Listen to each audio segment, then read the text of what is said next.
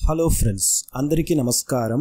ఈరోజు మనం కర్కాటక రాశి వారికి ఇప్పుడు జరగబోయే గురు వక్రస్థితి ఫలితాల గురించి తెలుసుకుందాం. గురువు అక్టోబర్ 9వ రోజు వక్రిస్తున్నారు.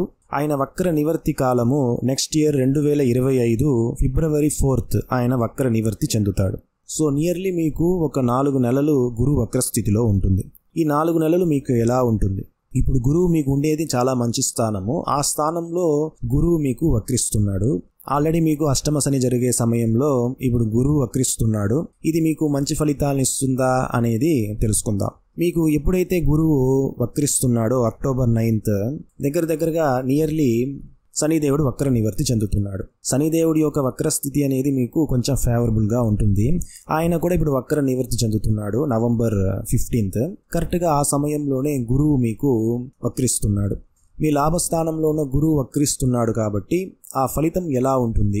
ఆ ఫలితం ఎలా ఉంటుందంటే మీ యొక్క ఎక్స్పెక్టేషన్స్ని పెంచుతుంది. మీ యొక్క ఆశలు, కోరికలను ఎక్కువగా పెంచుతుంది. మీరు ఎదుటి వాళ్ళను నమ్మే కంటే మిమ్మల్ని మీరు నమ్మటం చాలా చాలా మంచిది. ఎక్కువ ఎక్స్పెక్టేషన్స్ మీరు తగ్గించుకోవటం మంచిది. అలానే కోరికలు, ఆశలు డబుల్గా మనకి ఆదాయం వస్తుందని చెప్పేసి ఎక్కువగా ఇన్వెస్ట్మెంట్ చేయటము, ఏదో ఎక్కువగా ఎదుటి వాళ్ళను నమ్మటము ఇవంతా చేయకండి. ఎదుటి వాళ్ళని మీరు నమ్మటం వల్ల ఎక్కువగా డిసప్పాయింట్మెంట్స్ అనేది మీకు వస్తుంది. సో ఈ గురువు ఎలా పనిచేస్తుందంటే మీ యొక్క ఆశలను పెంచుతుంది.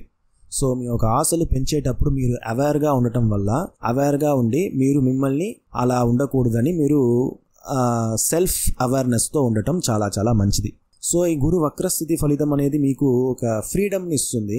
కానీ ఆ ఫ్రీడమ్ని మీరు ఉపయోగించి మీరు చాలా వేగంగా ఉంటే కొన్ని అనవసరమైన ఇబ్బందులను మీరు ఫేస్ చేసే విధంగా ఉంటుంది. కాబట్టి కొంచెం నిదానంగా ఉండటం మంచిది. నిదానం ప్రధానం అనేది మర్చిపోకూడదు. ఇప్పుడు మీకు అష్టమ శని జరుగుతూ ఉంది కాబట్టి ఇప్పుడు వక్రించిన శనిదేవుడు మీకు నవంబర్ వరకు శనిదేవుడు వక్రి స్థితిలోనే ఉంటాడు.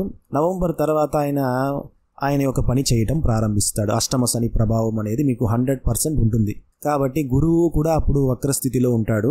సో మీకు తప్పకుండా ఆంజనేయ స్వామి దర్శనము, ఆంజనేయ స్వామిని మీరు దర్శించుకోవటం అనేది చాలా వరకు మంచి ఫలితాలను ఇస్తుంది ఫ్రెండ్స్. కాబట్టి ఆంజనేయ స్వామిని దర్శనం చేసుకోవటము, మీ యొక్క ఎక్స్పెక్టేషన్స్ని, మీ యొక్క ఆశలను తగ్గించుకొని నిదానంగా ఉండటాన్ని మీరు అభ్యాసం చేస్తే మీకు ఈ వక్రకాలం అనేది మీరు సక్సెస్ఫుల్గా దాటేయగలరు.